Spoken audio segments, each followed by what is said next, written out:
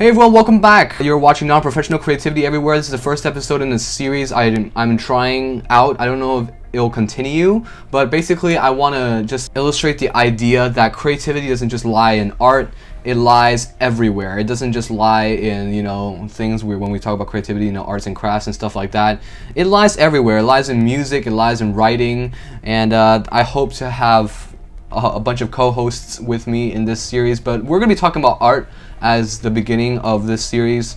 Again, I don't know how long it's going to go, but we're going to try this out. I was actually pretty hesitant to opt into this challenge. Dina Tolson's actually co-hosting this one as a community collab called the Red Rover Challenge, in which you do something red themed, and I really want to do it, but I was pretty hesitant because I was pretty busy with some other film projects I wanted to do, but it sounds really fun, and I couldn't resist making a video anyway. So today I've got all my red art supplies out here and we're going to use them. I'm not going to be using black or pencil in any way.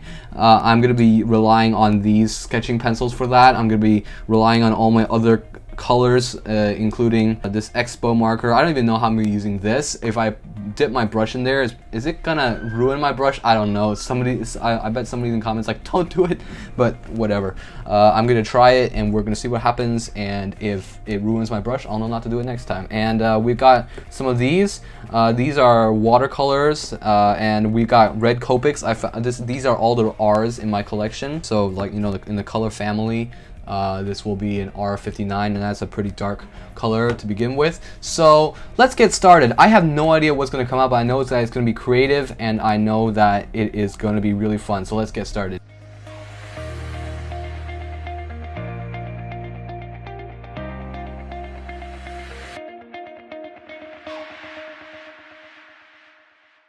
Alright, so basically what's happening here is this is the New York skyline, roughly sketched out in pencil. I'm using red pencil for this, and it's actually going to be pretty cool because usually when I sketch with red pencil, here, let me get an example. So usually when I sketch in red pencil, like this illustration for instance, the red is going to show up in the background, and even if you color it, like this one's just black and white, even if you color it, the red's going to you're going to kind of see the red in the background. But if I put red over this, if I put red colors and red paints over this drawing, it's going to be pretty cool because you're not going to pay attention to the background and the red lines, the red construction pencil lines, and I think that's pretty cool. So basically what I'm going to do now is I'm going to go a little bit darker.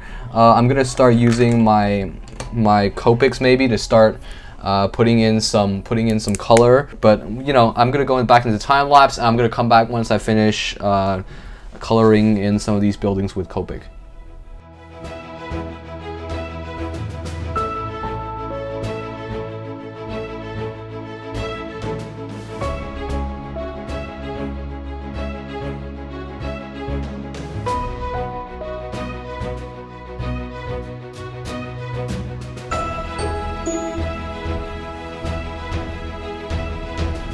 Alright, so for those Copic people looking out there, the colors that I am using today in this illustration for now, actually, I don't know if I'll add on to anything, is R14, this is called, light rouge, this is called R27 cadmium red, and R29 lipstick red. So these are actually my go-to reds. I use them a lot. As you can see, it's because markers are more streaky.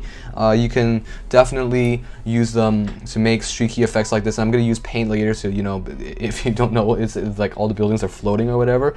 This is kind of what I'm going for. Right now I'm going to try to grab some color pencil right here and add some shading inside. I don't know if you can see it or if it's showing up at all, but I'm just adding some shading to make it look a little bit more interesting, I guess you could say. I'm just adding some light touches with the color pencil. This is actually a pretty cool way you can add shading and tone, and it actually adds a pretty cool grainy effect to it. But that's kind of not what I'm going for right now. What I'm going for is more of a painter.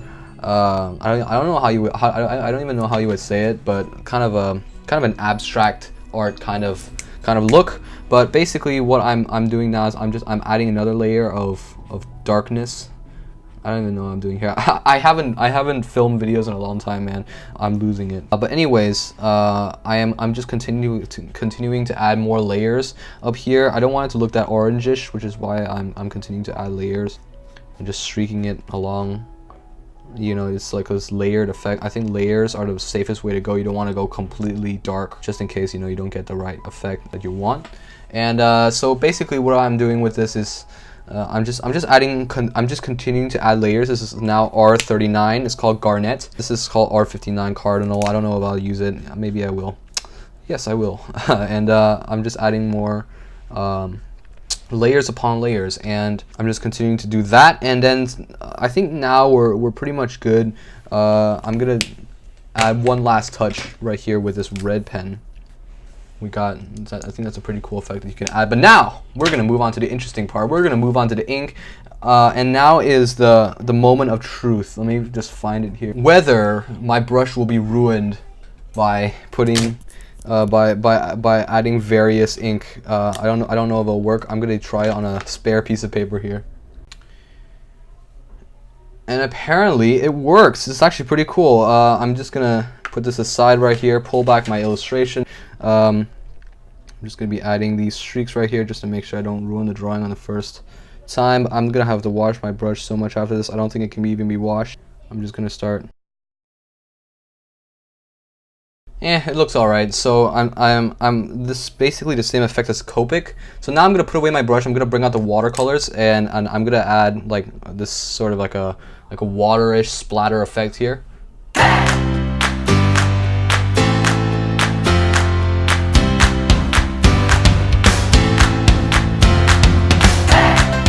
So as you can see with the paint, I'm trying to create more of that grainy effect that I've found before, and I'm just going back to my R29. Yes, this is R29, and hopefully this doesn't mess up my Copic too much because it's still kind of wet.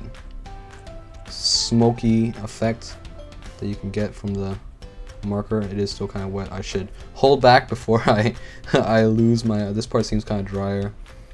Before I lose my brush, create more of the feeling of smoke. I don't even know what this drawing is. It's just a cool art piece, and you know, be creative. You can do anything with creativity. I guess Copic really is pretty water resistant. Like, I don't see any of my Copic right here eroding. They're actually staying where they are meant to be. We've got that right there, and now I'm going to try something that I have never tried before on this camera, or I don't think I've even demonstrated it or tried it in any of the past Drawing Life shows. I am gonna try splatter. So hold on a sec. Let the splatter begin. So I'm gonna do that. Then I'm gonna take maybe I'll even take my big brush.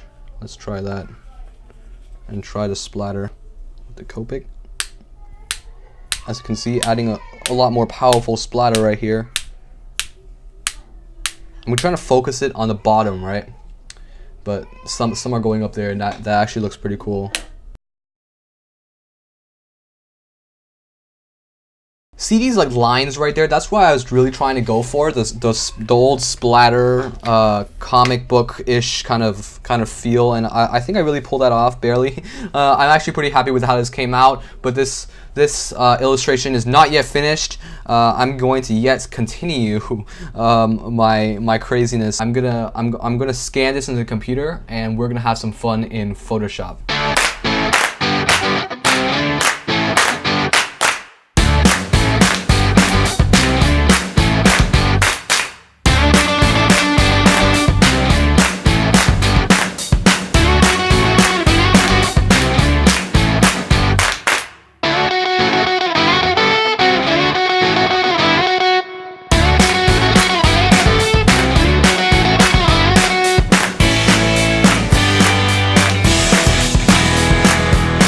Alright, so that is the Red Rover Challenge. Thanks to Dina Tolson for creating this community collab. It's really fun working with you, Dina. And by the way, this is what it looked like on digital after I put a whole bunch of level filters on it, and this is what it looked like, and it's drastically different and a lot better. And you know, my last video regarding art was talking about how you can color your illustrations digitally or traditionally, or you could do it traditionally and then you could put it in and do a whole bunch of digital stuff on it, and it's really fun to do, and I really like doing that. But thank you all for watching this video. Please consider subscribing, and again, my film is coming out on February 14th. It's called 15 Years of YouTube. It's a video tribute. It's just 3 minutes. You guys can check that out on February 14th, or you can check out the trailer that I have made for it. It's on my Instagram and my YouTube channel, so you can go check that out. Links will all be below, and you can also go check out my art gallery on my non-professional website. You can go check that out on your own time. There's a bunch of art there that I haven't posted before. So thank you for watching this video, and we'll see you next time.